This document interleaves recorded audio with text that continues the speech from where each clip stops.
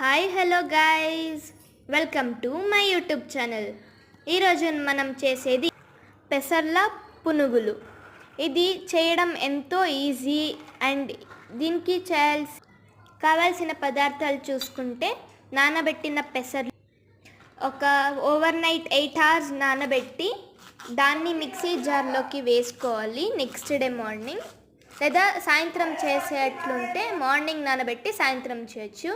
అలాగే దానికి 2 పచ్చిమిరపకాయలు కట్ చేసుకొని వేసుకోవాలి.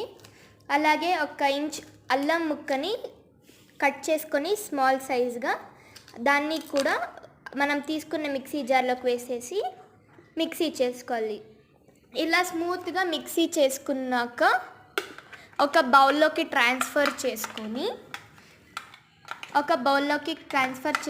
ఒకసారి కలుపుకోవాలి. ఎందుకంటే మనం ఫస్ట్ రౌండ్కి మాత్రం మిరపకాయలు అల్లం వేస్తాం, తర్వాత వేయము. తర్వాత 1 స్పూన్ బియ్యం పిండి వేసి బాగా కలుపుకోవాలి. ఉంటలు లేకుండా బియ్యం పిండి దాంట్లో బాగా కలుపుకోవాలి. దానికే కొంచెం తగినంత ఉప్పు వేసుకొని బాగా కలుపుకొని స్పూన్తో లేదంటే చేతితో మనం బాగా కలుపుకున్నాక మనం చేతితో ఒకసారి కలుపుకుంటే అప్పుడు మనకేమైనా ఉంటలు గనక దొరికితే బాగా కలుపుకోవచ్చు.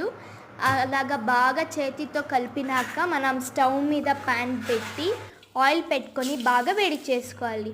వేడైన నూనెలో మనం కలుపుకున్న పునుగులు మిశ్రమాన్ని వేసుకొని చిన్నగా పునుగుల్లాగా వేసుకొని వేయించుకోవాలి.